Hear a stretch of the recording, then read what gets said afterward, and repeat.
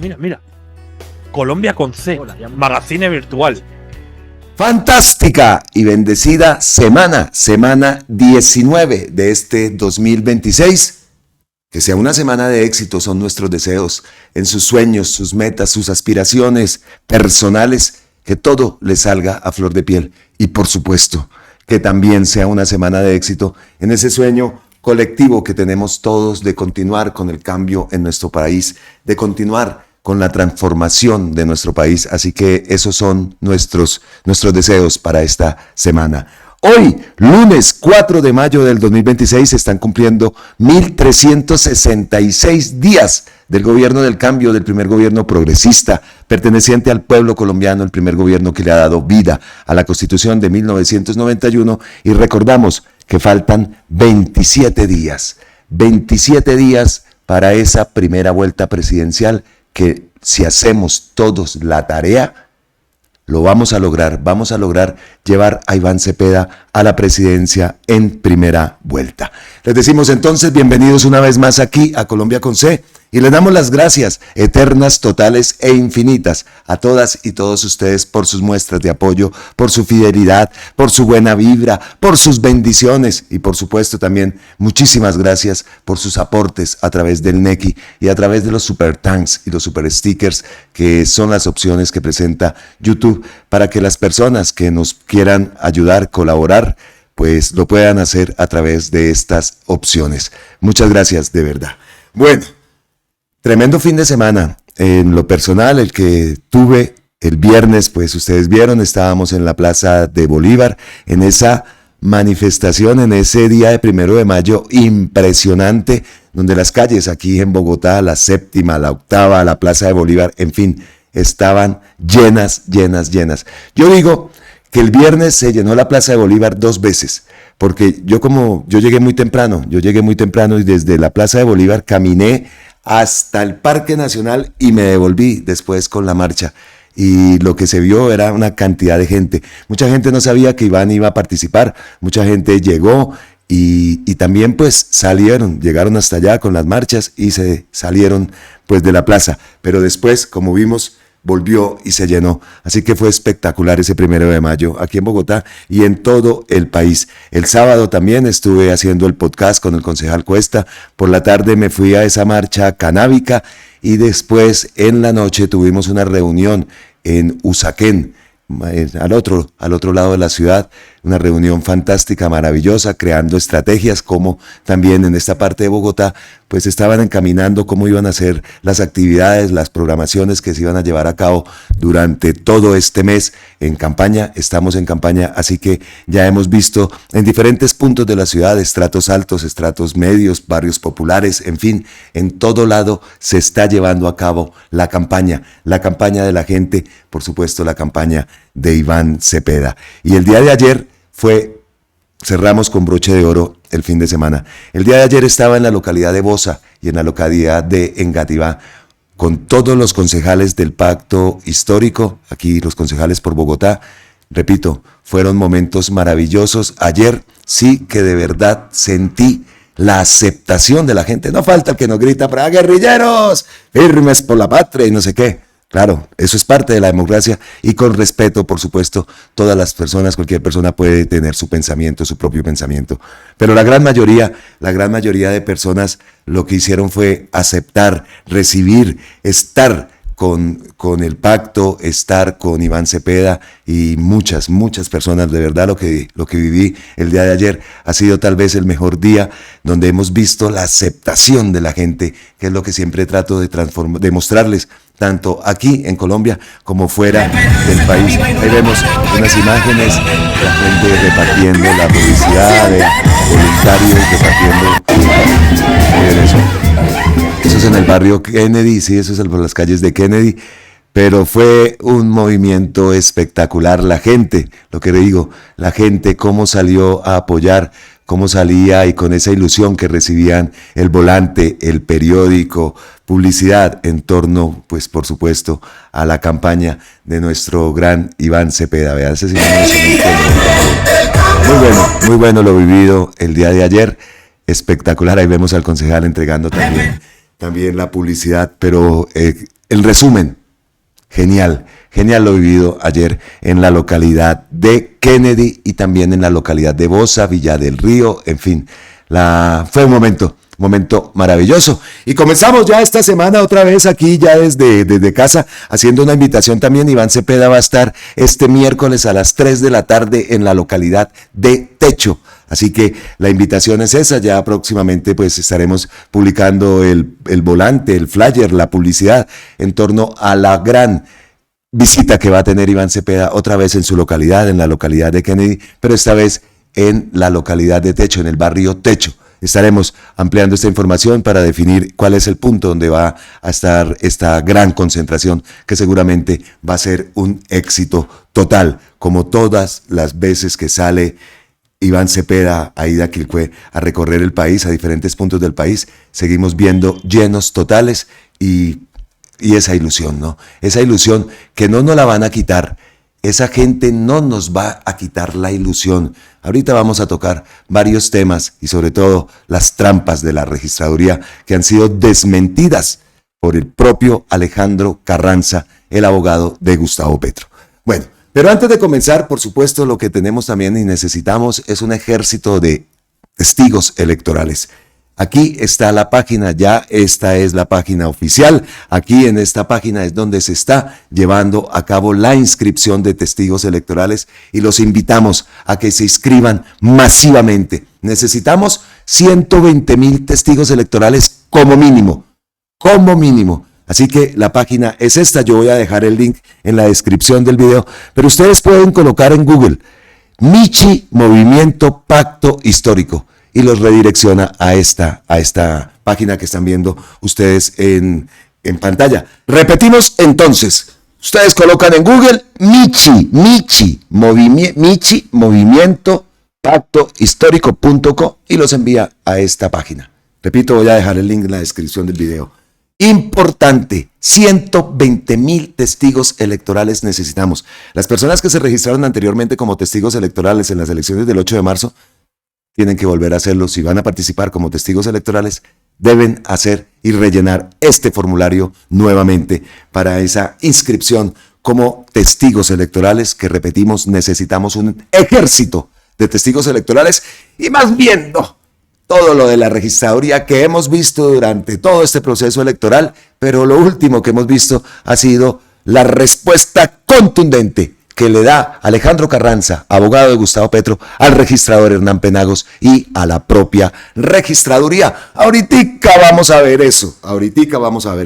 Estamos hablando de la campaña, por supuesto, e Iván Cepeda ha enviado un post.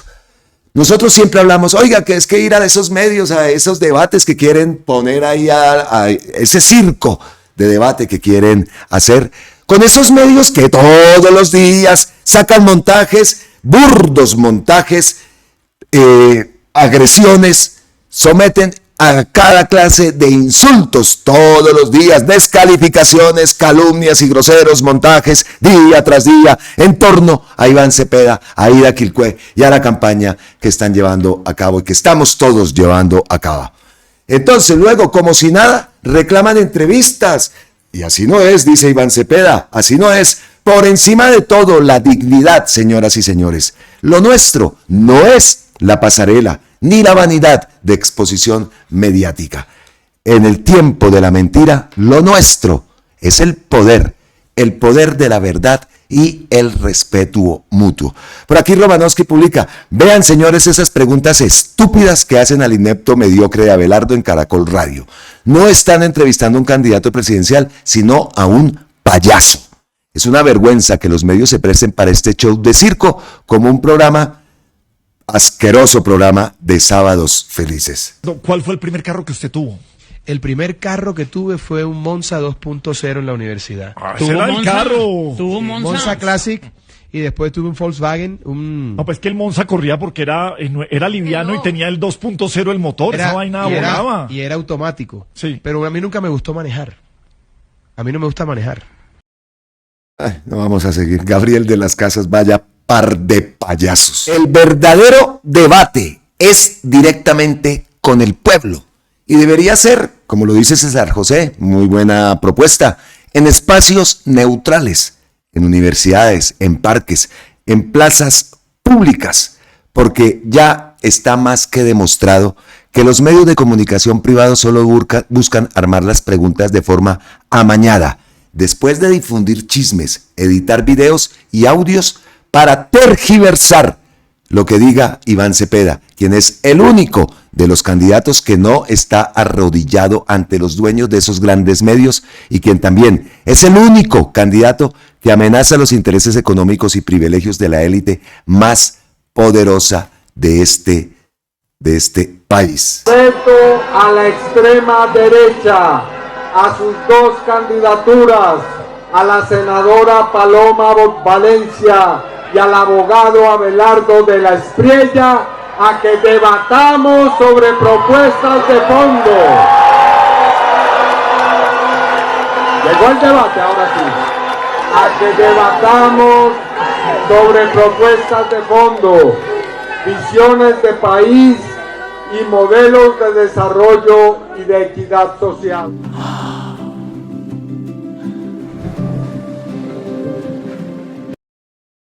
Vamos a hablar entonces de la campaña. Nosotros muchas veces hemos dicho que no hay que ser triunfalistas, que tenemos que hacer la tarea y que nada está ganado. Se gana el día de las elecciones. Entonces, muchas veces también la gente me dice, me lo han dicho a través de los comentarios, personalmente, cuando me encuentro personas y toco este tema, unas personas me dijeron, es que las palabras tienen poder. Yo no estoy diciendo en ningún momento que vamos a perder, nunca he dicho eso, vamos a ganar, claro que sí, pero no podemos ser triunfalistas, la tarea la tenemos que hacer. Y ese tema lo he tocado muchas veces. Ahora, por otro lado, vimos una encuesta del Centro Nacional de Consultoría. Nosotros no creemos en encuestas. Nosotros creemos en la verdadera encuesta, que es lo que estamos viendo en las calles y a través también de redes sociales en los diferentes puntos del país. Ese gran movimiento, llenos totales en las plazas por donde va Iván Cepeda. Pero repito, no hay que ser triunfalistas. Y viendo unas últimas encuestas, que repito, nosotros no las creemos, pero pues se le da bastante bombo, Iván Cepeda está con el 37% en esa encuesta del Centro Nacional de Consultoría. Abelardo por allá aparece con el 20% y Paloma con el 15%. Listo.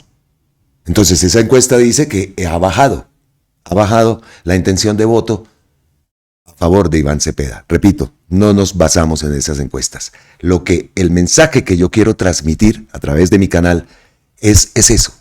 No podemos ser triunfalistas. La tarea tenemos que hacerla. Tenemos que conseguir cada uno de nosotros mínimo un voto más. Un voto de personas indecisas, personas apáticas a la política. Y ahí hay un gran trabajo que se debe hacer. Un gran trabajo dirigido hacia los indecisos.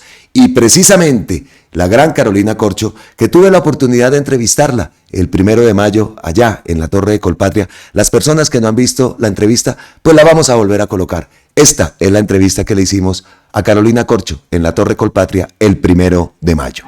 Lo logramos, estamos aquí con Carolina Corcho y teniéndola, solamente le voy a quitar un minuto una pregunta que nos estamos haciendo todos, Carolina.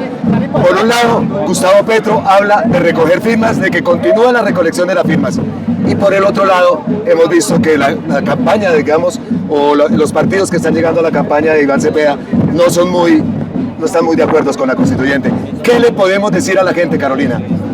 Nosotros defendemos la Constitución de 1991, pero ha habido un conjunto de reformas que no ha sido posible llevar a cabo por las vías ordinarias del Congreso de la República. Por ejemplo, la reforma a la justicia. Quisiéramos ver a las mayorías del Congreso de la República aprobando actos legislativos para cambiar funciones electorales de las altas cortes que han pervertido y clientelizado esa corporación. Quisiéramos ver al Congreso de la República haciendo una reforma a la Fiscalía General de la Nación, donde todavía tenemos una impunidad superior al 90%. Quisiéramos ver al Congreso de la República haciendo una reforma política para que la financiación de las campañas sean públicas y para que el Consejo Nacional Electoral, tal y como existe ahora, desaparezca. Si el Congreso de la República hace ese tipo de reformas, además de la reforma de la salud, entonces no requeriríamos apelar al instrumento de la Asamblea Nacional Constituyente. Pero si el Congreso de la República insiste en oponerse al cambio de Colombia, le asiste el derecho al pueblo colombiano apelar a los mecanismos legales que contiene la misma Constitución para avanzar, adicionar elementos que mejoren la Constitución de 1991, la cual defendemos. Carolina, entonces en este caso la firma se sigue recogiendo. Yo estoy recogiendo firmas. El pueblo le asiste el derecho a activar todos los mecanismos de participación ciudadana. Yo no puedo aceptar que me digan que vamos a hacer un acuerdo político prohibiendo un mecanismo de participación ciudadana. Perfecto. Carolina, lo último. Ya sabes, venimos desde España y siempre yo trato de que ustedes le manden un mensaje a los colombianos en el exterior. Te tengo acá y quiero que les envíes un mensaje, porque de allá también necesitamos, tuvimos una votación baja, ¿no? De 1.250.000, solamente votaron 250.000 personas. Necesitamos movernos fuera del país. Un saludo a la colombianidad en el exterior, la otra Colombia. Acá está su patria, esta es su patria. Nosotros nos hemos comprometido a impulsar desde el Congreso de la República la circunscripción especial electoral de representación de colombianos en el exterior para que haya normatividad y para que se ajuste a todas las necesidades que tenemos con nuestros compatriotas que siguen con el corazón en Colombia y están en diversos países del mundo. Sí, Carolina, y te comento, ya para irme, no te imaginas lo difícil que es volver a Colombia. En mi caso llevo 25 años fuera, no he podido afiliarme a una EPS. Cuando vas a hablar en Colpensiones del tema de cómo traemos las pensiones para acá, no tienen ni idea. Es muy difícil, no tenemos vida crediticia, incluso para sacar una línea de teléfono móvil imposible, alquilar un apartamento es imposible. Entonces pues también ahí te echamos la cuñita a ver si desde el Senado se puede llegar a hacer algo, porque de verdad es bastante complicado. Claro. ¿Listo? Que sí. Bueno. Listo. Entonces, escuchando las palabras de Carolina Corcho, hablando de esa constituyente, enviando también ese mensaje a los colombianos en el exterior, pero nos centramos en dos temas. Uno, la Asamblea Nacional Constituyente, y el otro tema, por supuesto, el triunfalismo, que no podemos caer en él.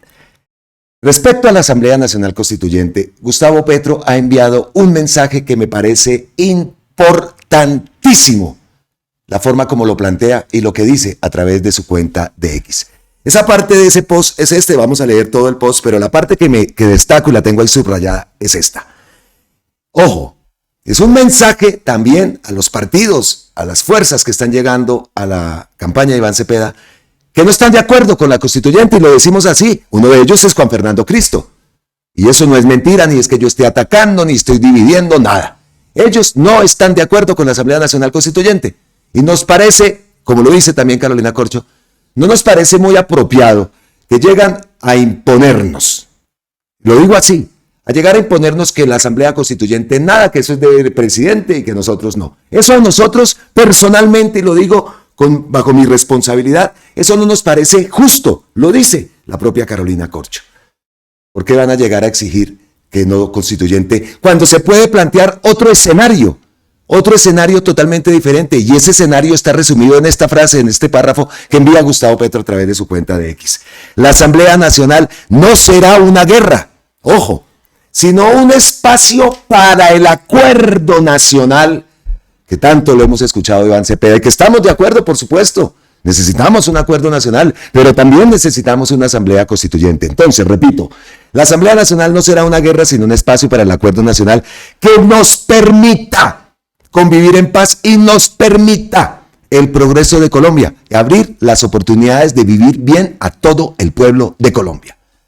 Me parece perfecta esa frase.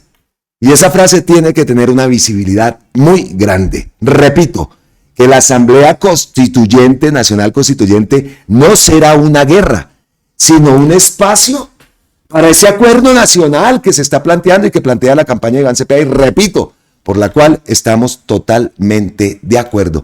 Un acuerdo nacional con la Asamblea Constituyente que nos permita convivir en paz y nos permita el progreso de Colombia. Perfecto. Me parece, ayer estaba pues en la calle desde muy temprano, salimos de aquí a las 7:30, casi 8 de la mañana, salimos vía a Kennedy, entonces no había podido hacer el video el día de ayer y por eso lo dejo para hoy lunes, comenzar la semana 19 con este tema. Vamos a leer el post completo que envía Gustavo Petro. Es legítimo que el pueblo, y será el pueblo si firma, el que solicite al Congreso la convocatoria de una Asamblea Nacional Constituyente. Se mantendrá por fuera de los cambios la composición del Congreso que eligió el pueblo y la actual Corte Constitucional. Está escrito en la Constitución de 1991, el pueblo es soberano. Ese principio no lo puede olvidar ningún funcionario público, cualquiera sea su jerarquía, ni ningún dirigente político de izquierda o de derecha. Ojo con el mensaje que está enviando Gustavo Petro. El actual presidente de Colombia quiere que el pueblo se exprese como poder constituyente.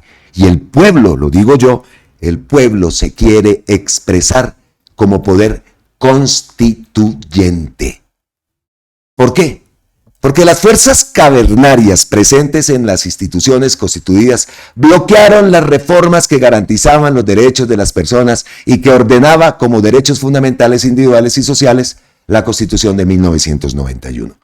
Estas fuerzas cavernarias están metidas hasta los tuétanos en la corrupción, venden fallos judiciales, votaciones en la ley o expiden contratos públicos en beneficio de los grupos de especuladores poderosos, incluidos narcos, para impedir un Estado social de derecho que ordena la Constitución de 1991 y mantener un sistema de privilegios privados vistos como derechos hereditarios que nos hacen una de las sociedades con menos oportunidades para la mayoría de la gente. La Asamblea Nacional Constituyente no será una amenaza para nadie. Y es que no lo pueden plantear así los partidos que están llegando al acuerdo nacional. Eso no es una amenaza para nadie.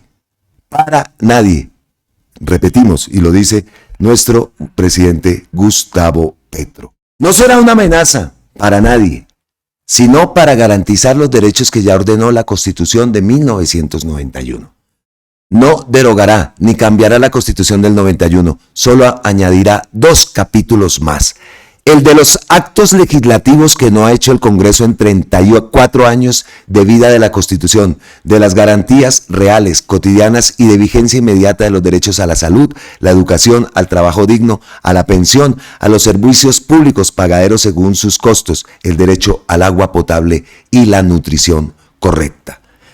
La Asamblea Nacional no será una guerra, sino un espacio para el acuerdo nacional que nos permita convivir en paz y nos permita el progreso de Colombia y abrir las oportunidades de vivir bien a todo el pueblo de Colombia. En mi gobierno, reuní personalmente a los empresarios más poderosos del país y les propuse un acuerdo por el trabajo, el progreso y la vida, pero creyeron que un acuerdo era que el gobierno traicionara el programa del que fue elegido por el pueblo y se arrodillara a sus propios programas en favor de ellos mismos. Los ministros representantes de estas personas en mi gobierno traicionaron el programa y tuvieron que salir para hacer oposición.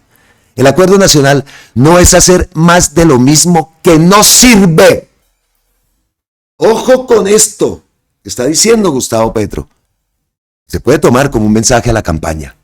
Y no es que trate de dividir, ni estoy llenando aquí esto de presagios o de ataques, no, nada. Lo dice el presidente. Y es lo que nosotros también pensamos, lo hemos dicho. Lo vimos en estos 4 años de gobierno del presidente, cómo se burlaron, cómo nos sabotearon, por lo que nosotros votamos, por lo que nosotros elegimos a Gustavo Petro como presidente de Colombia. Nos sabotearon. Afortunadamente, con la audacia, porque tenemos que decirlo, con la audacia de Gustavo Petro, se ha logrado avanzar en ciertos puntos de la reforma. Pero lo grande, el gran centro de las reformas, no lo han saboteado, lo hemos visto y no queremos más de lo mismo. Queremos una verdadera transformación de nuestro país, encarnada ahora con Iván Cepeda. Claro que sí, todo nuestro apoyo para la campaña de Iván Cepeda. Pero que ese acuerdo nacional no es hacer más de lo mismo que no sirve. Es para transformar a Colombia por la senda de la justicia social, la democracia y el bienestar general. Es claro lo que dice nuestro presidente. Ya les demostré que aplicar derechos no acaba el empleo, ni decrece el país, ni estalla la inflación, ni se empobrecen los ricos. Lo demostré que en un gobierno progresista se enriquecen los ricos, pero proporcionalmente más los pobres. Así que el pueblo decidirá con sus firmas si solicita la convocatoria a una Asamblea Nacional Constituyente con estos propósitos. Es claro el mensaje que envía nuestro presidente Gustavo Petro. Lo vamos a hacer. Por acá dice Gabriel Escobar, el colectivo con autonomía y sin permiso abre las puertas de su sede de Cepeda en Santa Marta. Aquí vemos esas imágenes, la nueva sede que se ha abierto en la hermosísima ciudad de Santa Marta. Les enviamos un abrazo enorme a todas las personas que nos saludan, que son muchas, y lo recibimos, el calor de la gente, cuando estuvimos en esta hermosa ciudad de nuestro país, Santa Marta. Así que un abrazo enorme para Santa Marta, para su gente, para toda la comunidad de Colombia con C residente en esta hermosa ciudad. Entonces, ahí queda el mensaje. Nosotros seguiremos con la convocatoria, con la recolección de firmas. Este fin de semana recogimos muchas firmas, afortunadamente. También el 1 de mayo recogimos muchas firmas y seguiremos en la tarea. Por supuesto que seguiremos en la tarea y vamos a ver cómo se crean equipos. Ayer estaba hablando precisamente con el concejal José Cuesta de las personas que quieran sumarse a esta recolección de firmas en todo el país. Estaremos dando instrucciones para que esto se haga una realidad. Necesitamos mínimo 2.564.000 firmas. Dijimos vamos a recoger 5 millones como mínimo y de ahí para adelante. Y si podemos recoger 10 millones de firmas, hagámosle. Ya saben ustedes también cómo vamos a hacer llegar las firmas en otras ciudades. Si quieren, se pueden dirigir o se pueden enviar al Consejo de Bogotá, oficina 255, la oficina del concejal Cuesta, donde hay un equipo recogiendo estos formularios, organizando todo para empezárselos a hacer llegar al presidente de la República. Entonces, ya lo saben, a recoger firmas, a recogerlas, todos lo pueden hacer en cada punto, en cada rincón de nuestro país y por supuesto fuera del país también se debe hacer esa recolección de firmas. ¡Listo! Eso es lo que teníamos al principio del video, pues fueron bastantes minutos en este tema, pero bien, visto lo visto el fin de semana, visto lo visto todos estos días, todo el tiempo que llevamos en campaña, tenemos que continuar con la Asamblea Nacional Constituyente, tenemos que continuar con la campaña y lograr también ese acuerdo nacional que, como lo dice el propio Gustavo Petro, no es una guerra, pero tampoco ese acuerdo nacional puede ser para hacer más de lo mismo. Necesitamos transformar a nuestro país y en ese post de Gustavo Petro quedan claros varios puntos de acuerdo a la Asamblea Nacional y al acuerdo nacional. Perfecto. Ahora, toda esta ilusión, todo este trabajo que estamos haciendo, yo estoy agotado, no descansamos, porque ayer llegué aquí tarde a la casa, llegué como a las 7, 8 de la noche preparando el material para el video del día de hoy, y así ha sido todo este fin de semana, y toda esta semana nosotros no paramos, nos toca por allá, nos toca por acá, ir a un punto por allá, otro punto por acá, perfecto, con la mayor energía, con la mayor disposición, lo estamos haciendo, porque necesitamos lograr que Iván Cepeda gane en primera vuelta, y también necesitamos pues lograr la cantidad de firmas necesarias para esa Asamblea Nacional Constituyente. Ahora, el triunfalismo. Y traigo este artículo de Diario Sur, este portal sur.org, que lo ha reposteado la gran Carolina Corcho, y habla del triunfalismo. Evitar el triunfalismo y profundizar el trabajo a los indecisos. Repito, artículo escrito para sur.org por Pedro Santana Rodríguez. La más reciente encuesta de Inbamer en la que Iván Cepeda y Eda Quilpué sobrepasan el techo de 40%, llegando al 44.3%, ha despertado un ánimo triunfalista en los ámbitos progresistas del país. En esta encuesta, Abelardo de la Estrella registra 21.5%, Paloma 19%, Claudia López el 3% y Sergio Fajardo el 2.5% de Fajardo. Sí. Hay que destacar que Cepeda aumenta 7 puntos, pero también sube de la Estrella 3 puntos y la que más sube es Paloma Valencia, que sube 9.8, pasando de 10% que tenía en febrero a 19.8%. Lecturas de esas encuestas, ¿no? Pero esa cifra hay que verla con cuidado por varias razones.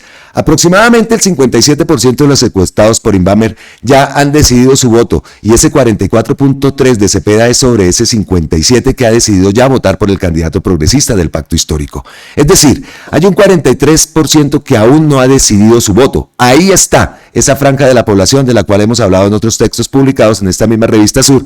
Es a ese sector expresado en este 43% al que hay que dirigir la campaña en los volanteos, en el casa a casa y en los debates públicos. Ahí está el punto clave de todo esto. Yo no tengo acá el periódico, del pacto. Yo no es por criticar, soy publicista. Y me siento orgulloso de serlo. Y también siento pena cómo nos pasan por encima periodistas, comunicadores sociales e incluso diseñadores gráficos que no tienen el conocimiento para crear una pieza gráfica. Así les duela, así moleste a más de uno, porque es así. Para este conocimiento, para esa creación de esos periódicos, para ese mensaje que se quiere enviar a través de los periódicos, de los volantes, se necesita de publicistas. ¿Y por qué lo digo?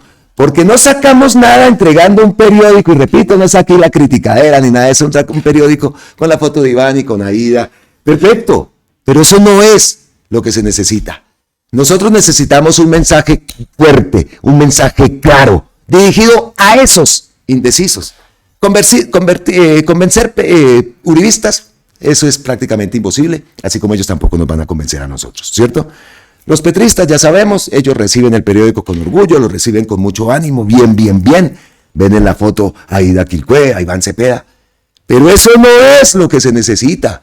Se necesita una imagen fuerte. No estamos diciendo una imagen violenta, una imagen fuerte, que ponga a pensar a esas personas indecisas. Pero uno aporta alguna idea y eso piensan es que por allá les va a quitar uno el trabajo. De eso nada. Pero sí tenemos derecho también a opinar. Y opinamos que el periódico está mal hecho. No está dirigido a la persona o al grupo que se debe dirigir. Y aquí lo decimos, aquí lo dice este artículo, lo hemos dicho nosotros también muchas veces. Repito, no es atacar, es aportar, es criticar de manera constructiva. No sacamos nada. Ya por dentro del periódico ya pueden estar Iván y Aida, por supuesto. Pero de entrada, que le entregan un periódico a la persona y que diga, oiga, nos pone a pensar esta imagen del momento histórico que está viviendo nuestro país, del momento histórico que Colombia está reclamando, esa transformación. Reflejada en Iván Cepeda y aquí fue perfecto, pero eso se puede dejar dentro del periódico, aquí en primera plana. Se necesita una imagen fuerte que llame a recapacitar a estos indecisos, que es donde tenemos que trabajar. Y trabajar duro. Continuemos con el artículo. Nosotros hemos insistido que la campaña no puede limitarse a las concentraciones, que si bien son importantes, pues son una demostración de fuerza. Sin embargo, a ellas no van los indecisos. Qué perfecto esto. No van los indecisos, que es el público que hay que conquistar.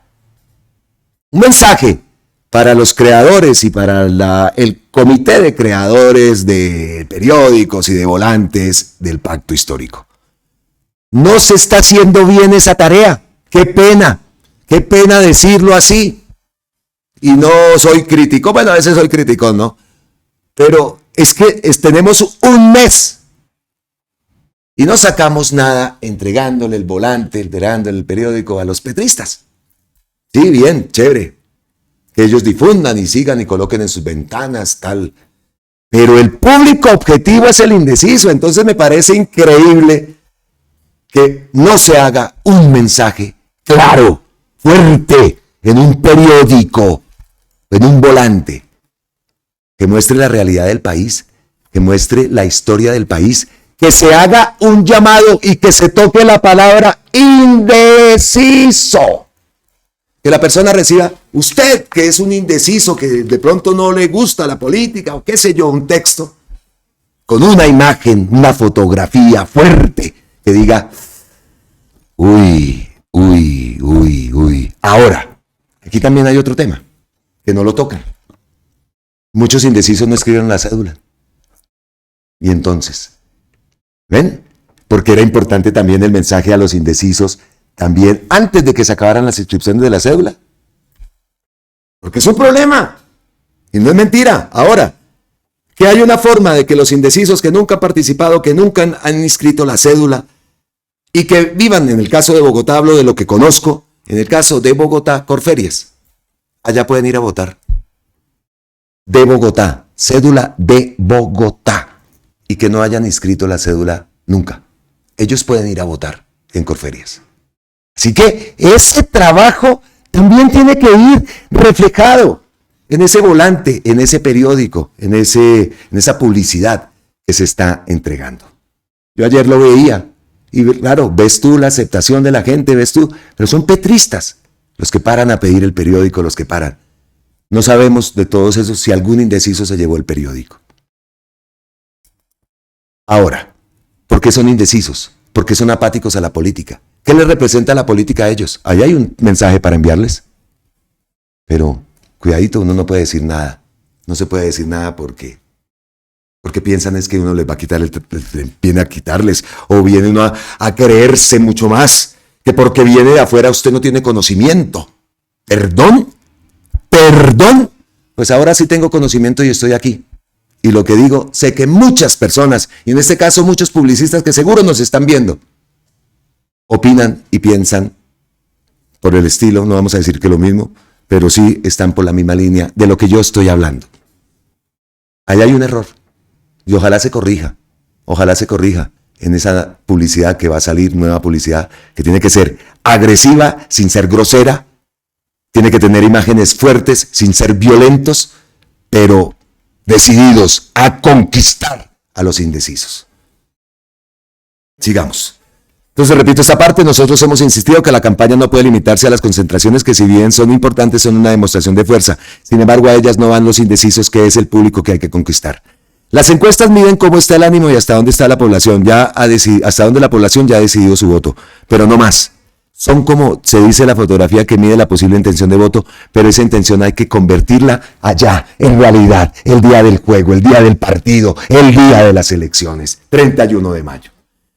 Un segundo hecho que hay que destacar es que por esas mismas fechas del año 22, Invamer publicó una encuesta que le dio a Gustavo Petro una intención de votos del 44%, es decir, 4 décimas más de lo que le da hoy a Cepeda. Y en la primera vuelta presidencial, el 29 de mayo, Gustavo Petro sacó el 40.3% del total de la votación. En cifras redondas, unos 8.5 millones de votos. Esto llevó al entonces candidato y presidente de la República a replantear completamente su estrategia electoral, que hasta ese 29 de mayo había sido centrada en las grandes concentraciones públicas. En escasas 3 semanas, es decir, hasta el 20 de julio, fecha de realización de la segunda vuelta presidencial, el entonces candidato Petro abandonó las concentraciones públicas y se volcó a caminar para encontrarse con la gente. Durmió en Honda con los pescadores, en Quibdó con las familias afrocolombianas, en fin, se volcó a la gente. Ese cambio fue definitivo, a mi modo de ver, para conseguir 3 millones de votos más y así aseguró su victoria sobre Rodolfo Hernández en esa segunda vuelta. Pero otro hecho que fue definitivo es que el entonces candidato Gustavo Petro logró movilizar en esas 3 semanas entre la primera y la segunda vuelta a un voluntariado de decenas de miles que hicieron campaña casa a casa. Lo que estamos haciendo, lo que hemos visto que se está haciendo, por ejemplo, proselitismo en los buses urbanos, volanteo, diálogos en las universidades, en fin, ese voluntariado llevó la propaganda y el mensaje del cambio a millones de ciudadanos que luego se movilizaron en las urnas y con un poco más de 11.6 millones de votos hicieron presidente a Gustavo Petro. Hay que insistir que el hecho que Iván Cepeda y Aquilcue vayan punteando en todas las encuestas muestran que el progresismo es una fuerza consolidada en el país. Primer lectura de esas encuestas. Pero también que es absolutamente necesario para ganar, atraer y movilizar hacia las urnas a ese electorado indeciso que aún no ha definido su voto. ¿Es posible ganar en primera vuelta? Yo pienso que sí es posible, aunque todas las encuestas pintan un escenario de segunda vuelta. Pero para ganar en primera vuelta hay que sacar el 50% del total de los votos válidos más 1. Y para lograrlo hay que ganar una parte muy importante de ese 43% que dice la encuesta Invamer que aún no ha decidido por quién votar. Es que miren el número, 43%. El pacto histórico debe ser más provocativo en esta campaña. La organización y movilización del voluntariado es básica y fundamental, así como la necesidad de tener unas piezas comunicativas, me encanta esto, que expliquen y divulguen tanto los logros del gobierno de Gustavo Petro como las propuestas de gobierno que encarnan Cepeda y Aquilcue. Solo con la profundización de ese trabajo en las bases populares, pero también en las clases medias, se podría pensar en ganar en primera vuelta. Pues, manos a la obra. Manos a la obra. Por otro lado, la registraduría. Hernán Penagos. Entonces ahora sí vamos a hablar de lo que ha sido una respuesta contundente de Alejandro Carranza a ese registrador nacional, Hernán Penagos. Siguiente tema entonces. La registraduría pública, el registrador nacional Hernán Penagos aclaró que el software de escrutinio fue adquirido por la registraduría y posteriormente puesto a disposición del Consejo Nacional Electoral en cumplimiento de lo establecido por una sentencia de Consejo de Estado. ¿Ah? ¿Qué es esto? ¿Qué es esta mentira tan grande? Pues ahí viene el abogado.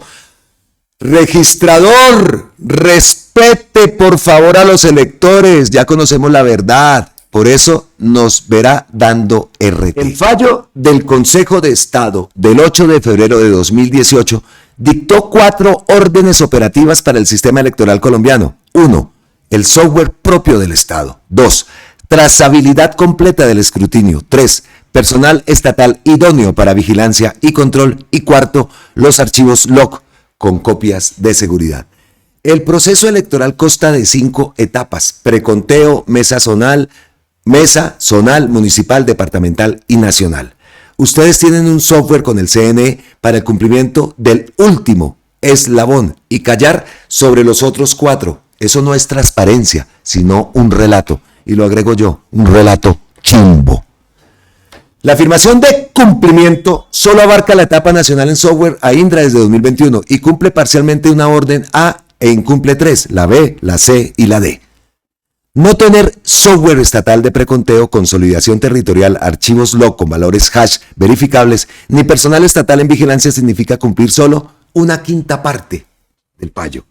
El sistema debe operar bajo control estatal desde el voto hasta de la declaratoria del ganador, como ordenó el Consejo de Estado. El propio Estado reconoció este cumplimiento parcial en julio de 2025 cuando el ministro del Interior, Armando Benedetti, lo aceptó ante la Comisión de Seguimiento Electoral tras más de 5 años. Cumplir parcialmente es incumplir el resto, y aquí el resto supera el 80%. Aquí le dejo una imagen que desmiente su relato. Vamos a ampliar esta imagen publicada por Alejandro Carranza. Lo primero entonces que vemos acá, auditoría forense, cumplimiento parcial del 2 de mayo del 2026. Cumplimiento real, menos del 20%. El fallo del 8 de febrero del 2018 dictó 4 órdenes sobre 5 etapas. El registrador celebra haber cubierto una fracción y presenta como cumplimiento. ¿Las cuentas? No dan. 4 órdenes operativas. Entonces dice acá, lo primero que ordenó el fallo, 4 órdenes operativas, numerales 13 y 14 de la sentencia. A. Un software propio del Estado. Adquirir el software requerido de escrutinio desde y para el Estado, es decir, que sea propio de dicha organización. Cumplimiento parcial, solo etapa nacional. B. Una trazabilidad completa, que permita una completa trazabilidad del escrutinio de mesa hasta la declaratoria de la elección. Incumplido. Trazabilidad fragmentada. C. Personal idóneo estatal. Designar el personal idóneo para la prestación del servicio de soporte técnico especializado para la vigilancia y control aplicativo. Incumplido. Operación tercerizada. D. Logs y respaldos íntegros. Resguardar los archivos log del sistema operativo de la base de datos y el software mismo. Copias de seguridad y equipos actualizados. ¿Qué ha pasado? Pues incumplido. Sin valores hash verificables. Lo segundo, el flujo electoral completo. Las 5 etapas de la mesa de la declaratoria: 1, la mesa de votación, voto jurado C14, 2, escrutinio zonal, consolidación E24, 3, escrutinio municipal, agrupación local, 4, escrutinio departamental, consolidación regional y 5, escrutinio nacional, declaratoria oficial. Operación privada tercerizada, 4 etapas, software de mesa zonal, municipal y departamental operado por consorcio privado, Disproel, Cisne, Cronos y Thomas Gregg & Sons. Lo tercero, la aritmética del cumplimiento. Etapas con software estatal, 1 de 5. El preconteo y las 3 etapas territoriales siguen siendo privadas. Órdenes de fallo cumplidas plenamente, 1 parcial, 3 incumplidas, la B, la C y la D. Resultado, menos 20% cumplimiento aproximado del fallo del 8 de febrero del 2018, reconocido institucionalmente como parcial por el ministro del Interior, julio del 2025. Conclusión forense. Tener software para la etapa de escrutinio nacional y carecer de él para el preconteo y las 4 etapas territoriales no es cumplir el fallo. es cubrir el último eslabón de una cadena de 5. El sistema electoral debe operar bajo control estatal desde el momento en que el votante deposita su voto hasta la declaratoria del ganador. Una etapa de 5 no es transparencia, es una quinta parte de la transparencia. Nadita, ¿no? Lo que publica Alejandro Carranza, el abogado de Gustavo Petro. No fue lo único, también le publica esto. Bueno, señor registrador, registraduría, es momento de enfrentar la verdad. Por esto he preparado este hilo, para que todos comprendamos que lo que usted afirma no es lo que el Consejo de Estado le ordenó a la organización electoral. Usted insiste que ya cumplió el fallo de 2018 del Consejo de Estado. Entonces la pregunta es, ¿qué cumplió? El Consejo de Estado del 8 de febrero de 2018 ordenó algo muy concreto: completa trazabilidad del escrutinio de mesa hasta la declaratoria. Son 5 etapas que puede ver en la imagen. No era cumplir con el software de Indra sobre la última etapa, registrador. Era de inicio a fin, dándole soberanía digital al país sobre su propio software. ¿A quién quiere engañar? ¿Qué más dice por acá? 2. La sentencia no exhortó ni sugirió, usó la palabra conminar, una orden obligatoria bajo apercibimiento, y fue precisa al exigir software desde y para el Estado. En 2021 la registraduría contrató a Indra, pero solo para la consolidación nacional, el último eslabón. Las 4 etapas anteriores donde efectivamente se encuentran y consolidan los votos siguen en manos privadas. Eso es, pues, desacato, señor registrador. Tercero, la arquitectura lo confirma sin ambigüedad. El escrutinio de mesa zonal, municipal y departamental opera Unión Temporal Utistrol Powell, Cisne, Cronos, Thomas Gregg & Sons. Solo el escrutinio nacional lo opera el Estado. Aproximadamente 2.1 billones de la logística electoral de pesos. La logística electoral los maneja el operador privado, 80% privado, 20% estatal. Cuarto, 3 requisitos de transparencia, 3 fallas documentadas. Auditoría de código fuente abierta en partidos, fallida. Trazabilidad de integridad, hash y log, fallida. Independencia técnica estatal, fallida. El protocolo Carisma MOE del 2018 lo describió textualmente como una caja negra, oscura, cerrada y hermética. Y el 9 de octubre del 2023, en el acta 0021, firmada en la propia sede de la registraduría por auditores acreditados de 5 partidos, el Pacto, el Centro Democrático, y ¿cuál es? El UNPACU. A ver, ¿esto qué es? La Unión Patriótica, la Unión Patriótica, entre otros, se consignó: no se tiene ninguna garantía de que el software presentado sea el mismo que se utiliza el día electoral. Y quinto de 5, imágenes 9 y 10, reconocimiento institucional y síntesis. Esto no lo afirma una orilla política, lo reconoció el propio Estado.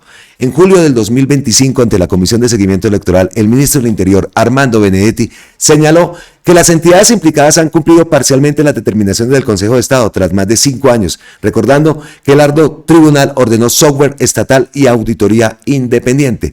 La conclusión es forense, no política. El mandato judicial no se ha cumplido en su núcleo. La caja negra sigue abierta. Advertir sobre ello no es desinformación, es deber ciudadano y obligación constitucional de control al poder electoral. Y usted no debería desinformar diciendo que se aclaró algo que no se cumple. Ahí está, clarito como lo deja el abogado Carranza. Hay muchos temas entonces que nos llevan a esa Asamblea Nacional Constituyente. ¿O es que nosotros estamos aquí hablando más de lo normal? ¿O es que nos debemos quedar calladitos y no solicitar a la Asamblea Constituyente cuando ha sido un mandato del pueblo y del propio presidente Gustavo Petro?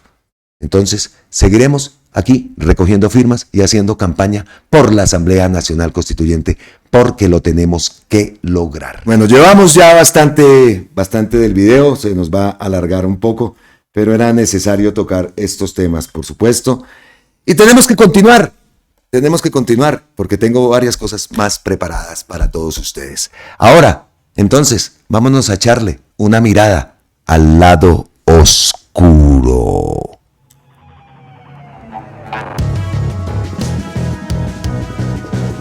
Bueno, y en esta mirada al lado oscuro, lo primero que tenemos que decir es que el Consejo de Estado está estudiando preliminarmente una solicitud que busca revocar la inscripción del candidato presidencial Abelardo de la Espriella por la supuesta falsedad de sus firmas. Supuesta, dicen. Digámoslo, supuesta. Desde uno de los despachos pidieron a la registraduría certificar el número de apoyos con los que se inscribió el candidato, cuántos fueron válidos y cuántos fueron anulados. Y aquí todos decimos que si ese personaje oscuro, como lo es Abelardo de la Espriella, cometió fraude en esa recolección de firmas para inscribirse como candidato, debe ser investigado con rigor y, de ser hallado culpable, recibir castigo en la cárcel por bandido y por corrupto. Si así actúa como candidato, Dios nos libre, ¿cómo sería de presidente? Perfecto. Ahora, ¿nos conviene que quiten a Abelardo de la contienda? Hablando estratégicamente, ¿nos conviene? ¿Por qué lo digo? Porque si quitan al tigre de papel, al tigre de Temu, todo se iría hacia la candidata Paloma Valencia. Los leo. ¿Ustedes qué opinan? ¿Es conveniente que lo saquen de la carrera electoral? Eso sí, que exigimos castigo por ese delito que se cometió, ¿no? Presunto delito. Pero estratégicamente, ¿serviría? ¿O se irían todos hacia donde la candidatura de Paloma Valencia? Ojo con eso. Dejo ahí esa pregunta, porque es verdad, o eso por lo menos lo pienso yo, no sé ustedes qué piensen. Por otro lado, Juan Poe, el gran Juan Poe. El gerente de campaña de Abelardo de la Espriella es Carlos Andrés Ríos, quien fue viceministro de Defensa de Iván Duque, y su auditor es Alfonso Soler, nombrado por Duque en Corpochivor. Esa campaña ha gastado hasta ahora cerca de 13.000 millones. Esa es la renovación. Los nunca, lo dice Juan Poe y lo publica. Y por supuesto que creemos en las investigaciones, en las publicaciones de Juan Poe. ¿Qué haríamos sin Juan Poe? Todo lo que rodea a ese nefasto personaje que se hace llamar tigre, que no llega, tigre de papel, tigre de Temu, la potranca del ubérrimo, todo lo que lo rodea es oscuro, es chanchullo, son trampas, es delincuencia. Y eso es lo que aspira a llegar a ser presidente. Mucho cuidado. ¿Qué van a decir los uribistas? Que esa es la plata de él. Por eso él tiene helicóptero y él tiene avión, y es que es un hombre muy rico y es un afortunado, un grandísimo abogado. No nos asusta para nada. Hagamos la tarea para que este personaje no vaya a llegar, ni este ni la otra, vayan a llegar a segunda vuelta y ganémosles en primera vuelta. Esa es la consigna. Ahora, seguimos en este lado oscuro. Porque tanto que se ha hablado de Fito, ¿no? De que Gustavo Petro se estaba reuniendo con Fito. Y son tan estúpidos que piensan que llegó Fito, le llevaron a Fito a Gustavo Petro, donde está toda la escolta, tanquetas militares, que los mismos vecinos de Manta estaban asombrados. Ahora, que Noboa y Fito tienen relación, oiga, eso era un secreto a voces, pero lo confirma la revista Raya. Entonces, alianza entre Fito, Noboa, Uribe tiene candidata, y la candidata es Paloma Valencia. Ay, ¿no? Tenaz. Pues la revista Raya, señal investigativa, ha realizado una investigación. Pero antes de leer la investigación, vamos a leer del post. Bueno, el título de la investigación es esta. El que la tengo acá es un poco larga, pero nos toca leerla y analizarla como debe ser. Empresa de seguridad ligada a alias Fito contrató $3.1 millones con el gobierno de Daniel Noboa. Entonces, ya sabemos, ¿no? Por allá el Honduras Gate, que también ha sido publicado por Canal Red y medios hondureños, donde muestran alianzas, cómo quieren desestabilizar la región, donde se está invirtiendo billete, creando oficinas periodísticas, que no son oficinas periodísticas, sino oficinas para atacar, crear cuentas falsas, bots que tengan y que incidan en los procesos electorales de Latinoamérica y en este caso pues de Colombia, ¿no? Reuniones, también a eso se suma la Operación Júpiter, el Colorado del Norte, Ecuador, todo esto, ¿no? Registraduría, en fin, y así es que vamos a las elecciones del 31 de mayo. Por eso, testigos electorales por montones y hacer la tarea a tener una votación masiva de más de 14 millones de votos. Sí, son 14, más o menos, 14 millones de votos para ganar en primera vuelta. Más de 2 millones, más de 3 millones y medio de lo que tuvo la elección anterior de Gustavo Petro. No es fácil, pero tampoco es imposible. Y lo vamos a lograr haciendo la tarea y dejando de ser triunfalistas. Entonces, ante ese título dice la revista Raya, reveló contratos, documentos y fotografías que conectan a la empresa Hamills Security con el entorno de alias Fito, jefe de los Choneros, una de las bandas criminales más poderosas de Ecuador. La empresa de seguridad obtuvo al menos 3 millonarios contratos con entidades públicas que manejan salud y educación bajo el gobierno de Daniel Noboa. Un sobrino de Fito aparece como pieza clave del entramado. ¿Qué dijo Gustavo Petro? Se burlaban de conexiones entre la banda de los Choneros del norte de Ecuador que dirigía alias Fito y el gobierno de Noboa. Lo que ha hecho Noboa es utilizar a Colombia y mi gobierno para desviar el debate de los poderosos políticos del Ecuador ligados al narcotráfico. En esta ligación entre política, poder y narcotráfico, la que eleva el poder del narco y la violencia. Por eso Ecuador se convirtió en el mayor exportador del mundo de polvo blanco y tiene una tasa de homicidios que es el doble de la de Colombia. Colombia ha logrado éxitos. Después de 200.000 asesinados, 15.000 agentes de policía asesinados y los mejores dirigentes exterminados por la mafia. 5.000 militantes desarmados de la izquierda fueron asesinados por la alianza entre cúpulas militares de la extrema derecha y poderosos narcotraficantes. El éxito hay que cuidarlo. Tenemos la mejor fuerza pública de inteligencia e incautación de polvo blanco del mundo. En mi gobierno rompimos récord histórico, llevamos más de 3.300 toneladas incautadas y el programa Renacemos ha logrado por erradicación voluntaria del campesinado cultivador 39.000 hectáreas que ya bajaron la cantidad de hectáreas sembradas en el país. La erradicación y ha sido exitosa en el sur de la frontera con el Ecuador y eso ha bajado sustancialmente la tasa de homicidio del sur del país y la del norte de Ecuador. En cambio, el Ecuador, en las ciudades que van de la frontera con Perú hasta los puertos ecuatorianos, estalla una violencia inmensa. En Colombia hemos logrado separaciones agudas entre política y mafia, el proceso 8000 y mis denuncias con nombre propio de senadores y presidentes vinculados con el narcoparamilitarismo, la mayor organización narcotraficante del mundo hasta que apareció la Junta Multinacional del Narcotráfico, que se adueñó del Ecuador. En mi política antinarcotraficante he recibido varias operaciones de asesinato contra mí. La DEA está dividida y hay corrupción. Mantengo todas las relaciones posibles para articular las policías del mundo, incluida la estadounidense. Me sabotearon funcionarios apatriados de la Cancillería el que hubiera un agregado policial en China, cuando de allí viene la mayor parte del contrabando del país. Sé que sectores de extrema derecha en Colombia que han viajado a Miami y Quito han construido una especie de estrategia para que gane las elecciones la extrema derecha de Uribe con su candidata, olvidando que es esa extrema derecha colombiana la principal aliada del narcotráfico colombiano.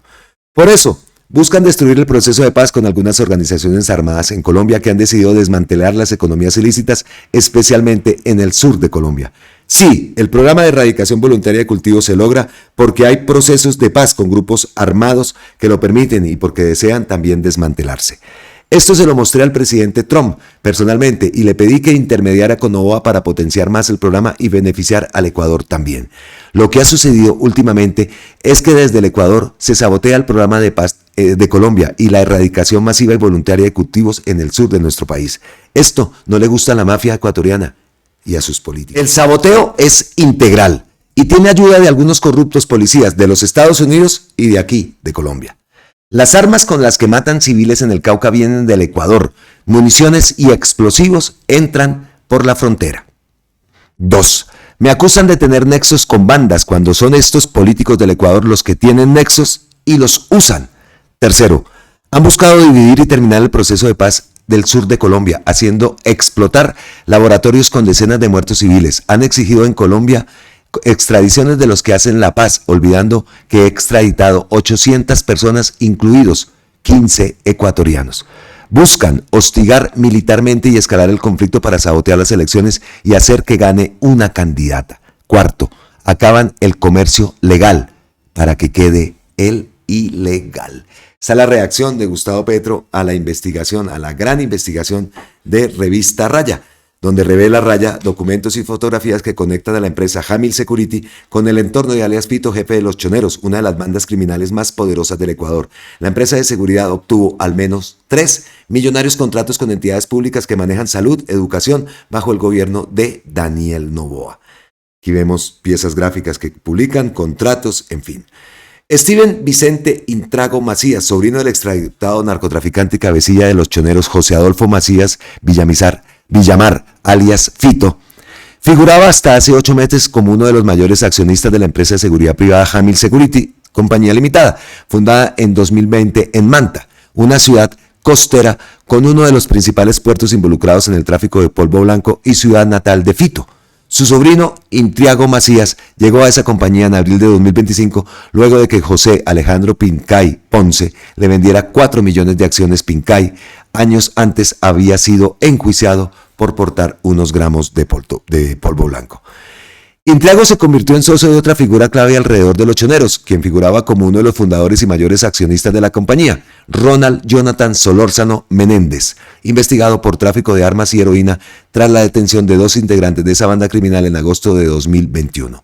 En dicho operativo realizado en Guayaquil, se incautaron fusiles, municiones de alto calibre y 300 dosis de heroína. Los choneros sufrieron un golpe el 21 de julio del año pasado cuando un tribunal federal de Brooklyn, Estados Unidos, solicitó la extradición de Fito por cargos internacionales de drogas y armas. Un mes después, tanto Intriago como Solórzano, el mismo día 27 de agosto, vendieron sus acciones.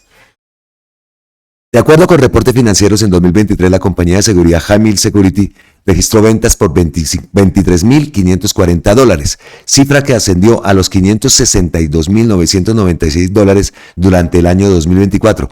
Pese a ese incremento, la empresa no registra trabajadores afiliados al Instituto Ecuatoriano de Seguridad Social y su impuesto a la renta causado en 2024 fue de $5.410.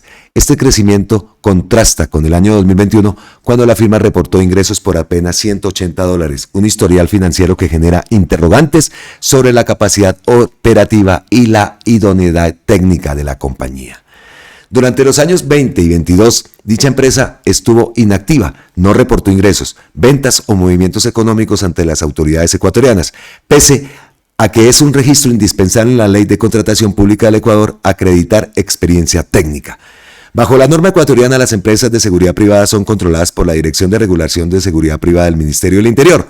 La compañía, señalada por sus vínculos con personas del entorno de los choneros, no contaba con los documentos revisados con autorizaciones y certificados para prestar el servicio de seguridad en el Ecuador. Aún así, los contratos con el gobierno se empezaron a firmar el 9 de enero del 2024. Ese día Noboa suscribió el decreto ejecutivo 111 que declaró conflicto armado interno y calificó a los choneros como un grupo terrorista, al tiempo que el entonces rector de la Universidad Técnica de Babahoyo, Eduardo Galeas Guijaro, firmó un contrato de seguridad con dicha empresa por $257.156, otorgando la vigilancia de 8 dependencias universitarias a Jamil Security, bajo la representación legal de José Alejandro Pincay Ponce. El contrato se formalizó mediante un instrumento de apenas 9 páginas, el cual, tras una revisión técnica, evidencia la ausencia de especificaciones rigurosas y proporcionales a la complejidad y naturaleza del servicio contratado. Otros participantes y oferentes que participaron en la licitación denunciaron ante el Servicio Nacional de Contratación Pública las irregularidades y el presunto direccionamiento.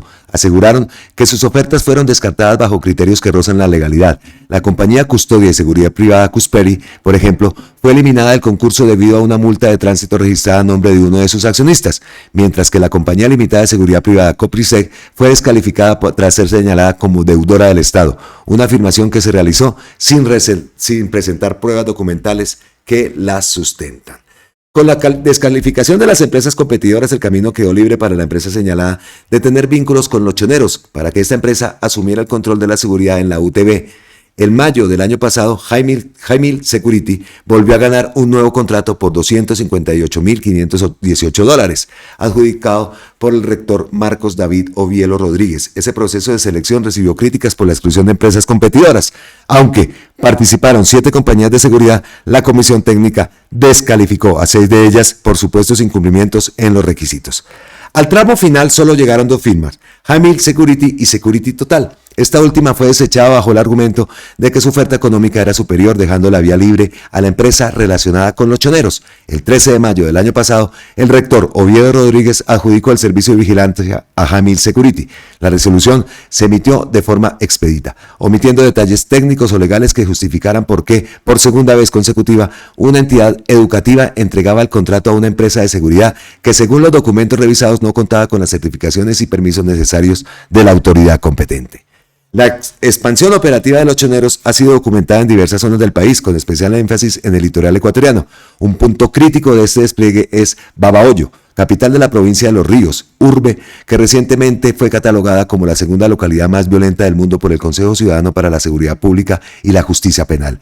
En el 2025 la ciudad alcanzó una tasa de 166 homicidios por cada 100.000 habitantes. En ese mismo periodo, la empresa Jamil Security ya contaba con el contrato para prestar seguridad en diferentes sedes de la Universidad de Babahoyo. Pero la empresa Seguridad Jamil Security, cuyos vínculos con alias Fito se dan a través de su sobrino, como lo revelamos al principio de este reportaje, trascendió del sector de la educación pública al de la salud. El 19 de septiembre del 24, el Hospital General de Manta, perteneciente al Instituto Ecuatoriano de Seguridad Social, firmó un contrato de seguridad con esta empresa por 2.4 millones para prestar el servicio durante 24 meses con 35 guardias sin armamento. El proceso fue suscrito por la representación jurídica del hospital y ratificado por su entonces gerente. La administración del hospital justificó la selección de Jamil Security bajo el argumento de que su oferta era la más económica frente a la empresa Grupo Gedeón. No obstante, la revisión de las proformas certificadas por el IES contradice esa afirmación. En las cotizaciones no figura Grupo Gedeón. En su lugar constan únicamente Jamil Security y Arbinsget, compañía limitada. Estas irregularidades en el proceso de contratación abren preguntas en la estructura administrativa del hospital. El 6 de agosto de 2025, el expresidente del directorio del IES, Edgar José Lama Von Buchal, abogado defensor del único procesado por tráfico de polvo blanco en el caso Novoa Trading, confirmó la desvinculación de Erika Paola Macías Cuenca, cuñada de alias Fito, quien se desempeñaba en el área de selección de personal. Bajo la gestión de Macías Cuenca ingresó a la institución Jairo Fermín Ampuno Santos como auxiliar de contabilidad. Ampuno Santos elaboró el informe técnico de contratación que terminó favoreciendo a Jamil Security, lo que abre una línea de investigación sobre un posible direccionamiento interno. Una funcionaria vinculada familiarmente con el Fito trabajaba en la selección de personal y un funcionario vinculado durante su gestión elaboró el informe técnico que favoreció a Jamil Security. La cuñada de alias Fito, Erika Paola Macías Cuenca, ha ocupado cargos en el gobierno nacional y local de Manta. Entre 2015 y 2021 se mantuvo en el municipio de Manta bajo la gestión del exalcalde Agustín Intriago, asesinado en 2023 por presuntos integrantes de los Lobos, banda rival de los choneros.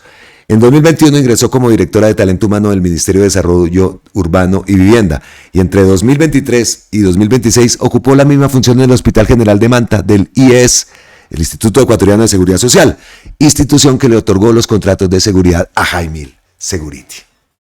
La trascendencia de Macías Cuenca fue señalada también por el narcotraficante ecuatoriano William Joffrey Alcíbar Bautista, también conocido como el Negro Willy o Comandante Willy, quien la identificó como el enlace directo con Acción Democrática Nacional, ADN, el partido del presidente Daniel Noboa. Según esa versión, Macías Cuenca habría canalizado los fondos del supuesto financiamiento ilícito a la campaña presidencial de Noboa. Esta afirmación la hizo el Negro Willy el 21 de marzo de 2026 en una entrevista con el diario El Mundo.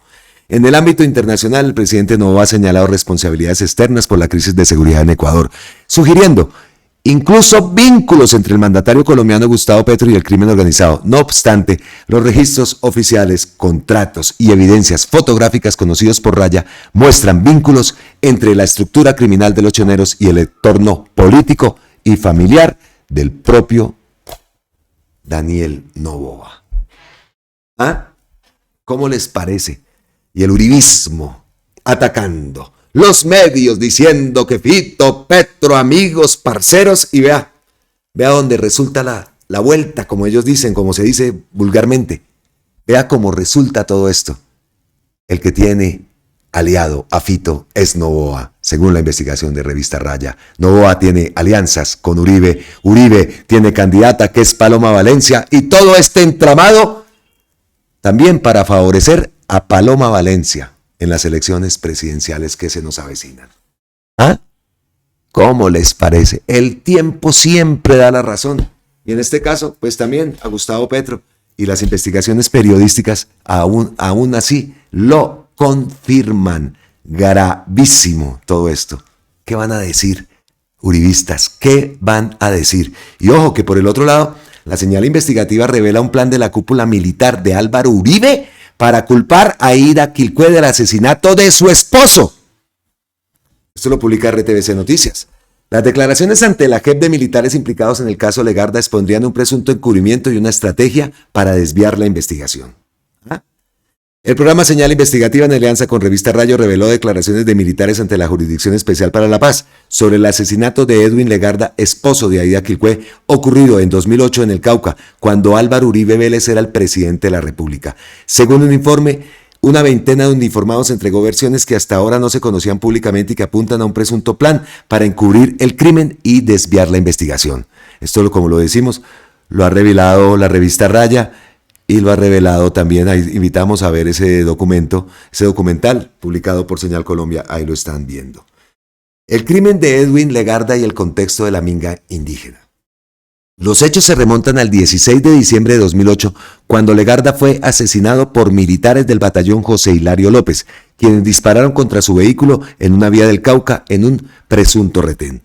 El homicidio ocurrió semanas después de la minga indígena, una movilización masiva de miles de indígenas que denunció violaciones a los derechos humanos en el departamento del Cauca durante los meses de octubre y noviembre de 2008. Este gran desplazamiento y protesta indígena logró que el entonces jefe de Estado, Álvaro Uribe Vélez, se presentara al resguardo La María en Piendamó, Cauca. Allí, el entonces primer mandatario se sentó cara a cara con los indígenas. No obstante, la respuesta de Uribe incluyó represión por parte de la fuerza pública, montajes judiciales, persecución y, en el caso de Aida Quilpué, un plan contra su esposo. En ese contexto, Aida Quilpué se consolidó como una de las principales lideresas del movimiento indígena, convirtiéndola en un objetivo de estigmatización, según la investigación de Señal Colombia y la revista Raya. El plan contra Aida Quilpué, el plan para desviar la responsabilidad de los militares. De acuerdo con las versiones conocidas de la investigación tras el asesinato del líder indígena, se había puesto en marcha una estrategia para controlar el relato de los hechos. Los militares señalaron que fueron sometidos a las directrices de Luis Hernando Castellanos, abogado asignado al caso por la cúpula militar de la época, encabezada por el general Freddy Padilla de León. Además, la investigación menciona la aparición de una supuesta testigo que habría intentado vincular a Aida Quilpué con el crimen de su esposo, en lo que sería parte de un intento por desviar la responsabilidad. ¿Hasta cuándo, Dios mío? El nombre de la testigo es Guiomar Patricia Riveros, quien resultó favorecida por una alianza entre el entonces director del Hospital Militar, el general Ricardo Gómez Nieto, y el entonces procurador delegado Gabriel Ramón Jaimes Durán, quien es recordado por ser fiscal delegado ante la Corte Suprema de Justicia, el cual pidió precluir el caso Uribe para impedir su juicio. Acorde con la indagación, el general Gómez Nieto habría contratado a la testigo en el Hospital Militar con un falso aval emitido por Jaimes Durán, a pesar de que ella estaba inhabilitada. El programa también revela que en la escena del crimen habían estado presentes informantes encapuchados quienes habrían participado en la interceptación del vehículo. Esta información, hasta ahora desconocida, podría ser crucial en el avance de las investigaciones en la JEP. El abogado Luis Hernando Castellano fue contactado por Señal Investigativa, ya que fue mencionado por los militares de la JEP de orquestar el plan de encubrimiento del crimen, pero negó todos los señalamientos. El proceso de la jurisdicción ante la Jurisdicción Especial para la Paz continúa con el objetivo de esclarecer completamente lo ocurrido en el asesinato de Edwin Legarda y las posibles responsabilidades detrás del caso. Ese informe concluye que las nuevas declaraciones podrían aportar elementos fundamentales para entender si existió una estrategia más amplia para afectar a Aida Quilpué y al movimiento indígena que representaba en ese momento. ¿Ah? ¿Qué tal lo que acabamos? ¿Se nos alargó el video? Sí, lo sé. Pero esto que acaba de revelar Señal Investigativa, que reveló también la Señal Investigativa, las relaciones entre Noboa y Fito, ¿cómo queda el uribismo en este momento? Como lo que son unos miserables, definitivamente. Y ojo, que cada vez se retuerce más. Ahora, después de leer esto, sabemos que a Uribe Iván Cepeda lo retuerce, lo odia. Y miren ahora a Aida Quilpué. lo que ocurrió con el asesinato, lo que revela las declaraciones ante la JEP y lo que revela también señal investigativa RTBC Noticias. Mucho cuidado también con nuestra candidata. ¿Ah? Van a hacer lo que sea. Van a hacer lo que sea en este mes que queda. Por eso es que insistimos que la campaña se tiene que enfocar en lo importante, convencer a ese 43% de abstencionismo.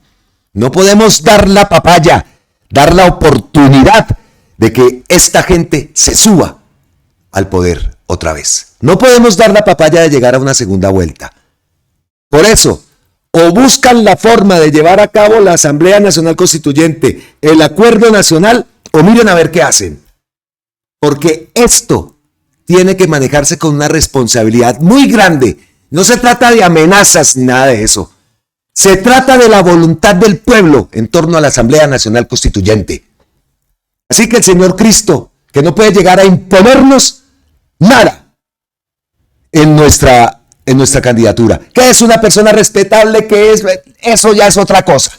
Estamos hablando de aquí, de hoy. No lo sé si sea respetable. A mí, personalmente, Cristo no me gustó la llegada de él, pero entiendo que como no hicimos la tarea, como no tuvimos las mayorías congresionales, se tenga que buscar ese acuerdo nacional con los de siempre. Entonces, un mensaje claro a la campaña. Lo dio el presidente Gustavo Petro a través de ese post. Si no lo quieren leer, si lo quieren obviar o si lo quieren traducir de otra forma, allá ustedes. Pero lo que está en juego es el futuro de nuestro país, nuestro futuro, el futuro de nuestros hijos y el mandato del presidente Gustavo Petro por el que nosotros votamos. Y esa misma gente, ese mismo espectro político de 11 millones y medio de personas que votamos por Gustavo Petro, obviamente vamos con Iván Cepeda. Pero queremos asamblea constituyente, queremos una verdadera transformación de nuestro país. Entonces, señores de la campaña, denle un vuelco a cómo están creando la publicidad, a cómo se está enfocando esa publicidad, que está mal enfocada. Está mal enfocada. Los logros del gobierno tienen que ser incluidos, perfecto. Las propuestas de campaña de Iván Cepeda tienen que ir incluidas en ese periódico. Pero la imagen principal, de primera página, tiene que ser una imagen impactante para que lo que se ve en ese periódico y lo que dice ese periódico se vuelva realidad, llevando votos a la campaña, sumando votos a la campaña. Hagan ustedes sus cuentas. Ha servido a la llegada de todos esos partidos, Ariel Ávila, a mí me gusta Ariel Ávila, por ejemplo. La llegada de ellos ha significado un crecimiento en los datos que publican las encuestas. Sí, se ha visto ese crecimiento, porque de eso se trata, ¿no? De sumar. Las curules de paz, por ejemplo, también llegaron, me parece fabuloso. Sindicatos, perfecto. Pero las curules de paz estaban con nosotros. Los sindicatos por allá se fueron con Roy, pero ahora pues están con nosotros. Eso es algo obvio, ¿no? Y digo por qué se fueron con Roy, porque el presidente de la CUT estaba ya en la lista de Roy Barreras. Entonces, ¿sí se está sumando? ¿O por el contrario, se está restando? Saquemos conclusiones de todo eso. No seamos tan alegrones. Y miremos esas encuestas, y miremos los datos, y miremos la realidad de la campaña con una verdadera mirada, incluso crítica. Porque está en juego esto. Y no se puede quedar en manos de unos comités que para mí no se están haciendo la tarea como debe ser. Yo participé en una reunión, di mis puntos de vista y jamás me volvieron a invitar. Porque no les gusta, y perdone que lo diga así, no les gusta los aportes, no les gusta que se diga algo diferente a los lineamientos que ellos tienen planteados. Entonces, o revisamos, encaminamos la campaña como debe ser, porque el objetivo no es cautivar uribistas. Cambiar la posición de un uribista es prácticamente imposible. Igual que nosotros no nos vamos a volver uribistas, aunque hay muchas diferencias gigantes, ¿no? Lo que nosotros apoyamos a lo que esa gente apoya. ¿Qué puede pasar? Listo. Ojalá ocurra que muchos se den cuenta qué es lo que es en realidad el uribismo. Pero en un porcentaje amplio, esa gente no se va a pasar a este lado. Entonces, el trabajo está allá, en el 43% 43% de indecisos. Si no se enfoca bien la campaña, nos arriesgamos a llegar a una segunda vuelta. Y repito, aquí no se trata de dividir, se trata de nada de eso. Lo estoy viendo aquí, en Bogotá. Lo estoy viendo en la calle. Yo no estoy acá metido y acá de aquí no salgo. No, ustedes saben, allá me la paso en la calle. ¿Que eso me perjudica el canal? Claro que sí. Claro que sí, el algoritmo se vuelve loco. Este no subió video hasta ahora, subió video a la otra, subió esto. Me importa, claro que me importa. Pero a eso fue que yo vine aquí a Colombia. A sentir, a transmitirle a ustedes acá en el país y fuera del país cómo se desarrolla la campaña. Pero por eso no puedo tampoco quedarme callado y decir lo que estoy diciendo. Hay que saber enfocar la campaña. Hay que enfocarse como debe ser. Mire cómo lo analizamos con ese escrito, esa columna de Revista Sur, que lo publica y lo repostea Carolina Corcho. Y estamos totalmente de acuerdo con ella. No nos pueden llegar aquí que porque llegaron entonces a la Alianza por la Vida vienen a exigirnos que no se puede hablar de constituyente. ¿Cuándo acá? ¿De cuándo a acá ocurre esto? Entonces dejo ahí y nos vamos para las ñapitas.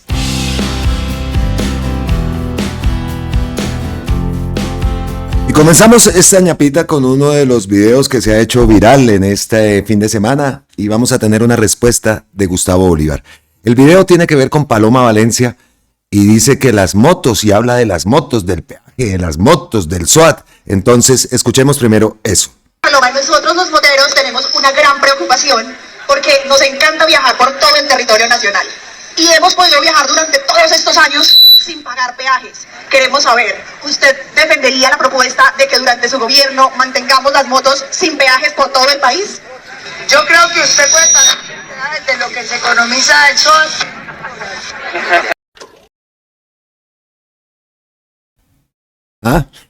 Se puede pagar los peajes de lo que se economiza del SOAT. Entonces el SOAT. Gustavo Bolívar dice, en su desespero, Paloma Valencia anda ofreciendo SOAT a los motociclistas cuando antes se opuso a ese subsidio. Lo que no sabe es que Petro le puso a la gente la plata en el bolsillo para que comprara la moto. Populismo versus justicia salarial. Escuchemos a Gustavo Bolívar. Anda regalando SOAT, pero Gustavo Petro le pone la plata en el bolsillo a los trabajadores para que compre la moto. Anda desesperada ofreciendo cosas que antes rechazaba. Está ahora regalándole el SOAT a los motociclistas.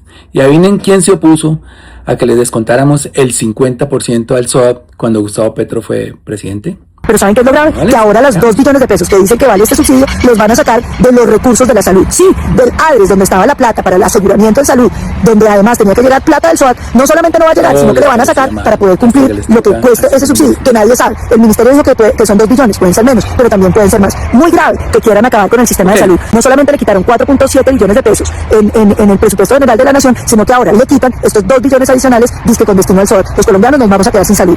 Están advertidos. La señora no estaba de acuerdo con rebajar el SOAT. ¿De dónde van a sacar la plata? Van a quebrar el Estado. Y eso que era el 50%, ahora ella lo va a regalar completo. En su desespero está cayendo en el populismo la señora Paloma Valencia. Para cortarle distancia a Iván Cepeda y para ganarle a Abelardo de la Espriella, ahora se inventó que va a regalar el 100% del SOAT. Más de 5 billones de pesos. Y está regalando pescados. Pero lo que no sabe es que Gustavo Petro hace 4 años le está enseñando a pescar a la gente. Le está poniendo dinero en el bolsillo, dándose la pela contra las cortes, contra el Congreso, contra los gremios, contra viento y marea para elevar el salario mínimo real. Y por eso Gustavo Petro le pone la plata en el bolsillo a la gente para que compre la moto y la señora le ofrece el SOAT. ¿Por qué vendimos 1 millón de motocicletas el año pasado? Porque la gente tiene más dinero gracias a las medidas económicas y al alza del salario mínimo real que ha hecho Gustavo Petro. Y este año seguramente vamos a batir el récord. Seguramente van a ser 1.200.000 porque el alza más grande, que es el que se produjo ahorita en enero, de 23,67% no se ha medido. Esos resultados los vamos a ver en 2027. Definitivamente escucha uno a Paloma Valencia, al uribismo. Lo único que quieren es joder al colombiano de a pie, a la clase obrera, al campesino, a nuestros adultos mayores. Eso es lo que quiere el uribismo. De nosotros depende si vuelven o ganamos nosotros en primera vuelta. He encontrado acá, ya para cerrar, ya me iba, pero vamos a este post que acaba de enviar Alejandro Carranza. Y miren esto. Dice la Contraloría General de la República que lidera un espacio clave para el país. Así se garantiza la transparencia del sistema electoral colombiano. 7 de mayo a las 10 de la mañana. La Contraloría, y esto es Cambio. El portalucho de Cambio, que es otra silla vacía. Eso lo tenemos claro. Invitan al ministro de Defensa, Pedro Sánchez. Debería invitar a Alejandro Carranza, el abogado de Gustavo Petro, hombre jurista. Deberían invitarme para que hablemos de los problemas del sistema electoral en serio, y ese foro no sea un soliloquio entre el procurador, que censura, la CNE, que no actúa, y la registraduría, que desacata.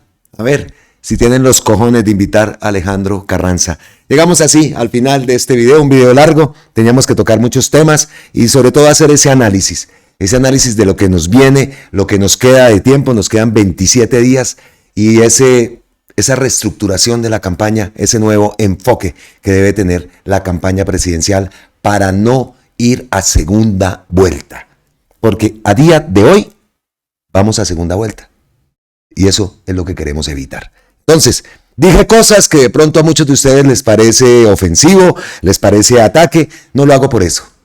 A veces soy muy burro para decir las cosas, pero analizando lo que estoy viendo en la calle, cómo se está, porque yo no me voy allá a pasear, yo voy a analizar, a mostrar imágenes, a ver cómo está la recepción de la gente. Y definitivamente mi conclusión es que se tiene que enfocar la campaña a ese 43% del abstencionismo. Llegamos así al final de este video. Entonces, muchas gracias a todos ustedes por su colaboración, por sus aportes. Acabo de recibir un aporte al Nequi. Plática bendecida, definitivamente. Muchas gracias, de verdad. No como me dijeron por ahí, que una señora me pareció incluso, bueno, no vamos a decir nada, si no voy a decirlo, me pareció de mal gusto decir que me ha escrito muchas veces y lo lamento, a veces no contesto los comentarios y ella pero no es para que me diga que me escribe y como no le leo, que no lo hago, es porque ella no me hace ningún aporte. Eso me pareció totalmente fuera de tono y bastante ofensivo, puedo decirlo. Porque yo no soy así y desafortunadamente a veces se lanzan comentarios que no tienen ni razón ni ser. Aquí yo no contesto un mensaje porque me envían plata. Eso jamás lo he hecho. Es más, muchas personas que me envían aportes me dicen, por favor, no diga mi nombre. Y a veces trato de hacerlo. A veces bueno, ella me dijo que no. Otro me dice que bueno. Y a veces trato de leerlo, pero muchas veces aparece recargaste en Nequi o algo así. No me aparece el nombre de la persona. Pero muchas personas que me han hecho aportes me han dicho, por favor, no de mi nombre. Entonces me pareció muy fuera de tono. Y lo digo con el respeto a esa suscriptora que me escribió, que ella me enviaba mensajes y que yo no le contestaba porque no me aportaba al Nequi o al Supertrans, en fin. Así no soy. Para nada soy así. Nos vemos en la próxima. Abrazos ancestrales desde la distancia. Miles y miles desde la distancia. Se me pegó. Desde la distancia para mis colombianos en el exterior, por supuesto que sí. Abrazos también a la gente residente aquí en Colombia, que nos ven, una gran comunidad que tenemos, por supuesto, aquí en el país. Gracias eternas, totales, infinitas. Mateo ya se dio cuenta que terminé el video y empieza a resoplar. Venga, a ver, venga que quiere salir acá. Ahí está, mírelo. Con el huesito, el huesito, wiki. El huesito wiki. Nos vemos entonces en la próxima. Gracias. Y gracias también a todas las personas que nos envían un saludo. Un saludo para mis mascotas, para Mateo, para Benji, allá en España. Gracias eternas, totales, infinitas. Y nos vemos en la próxima, aquí, en Colombia con C de Cambio, con C de Campesinos, con C de Cepeda, con C de Colombia. Carajo. Nos vemos. Y con C de Constituyente. Claro está. Nos vemos en la próxima. Gracias. Dígales gracias. Chao.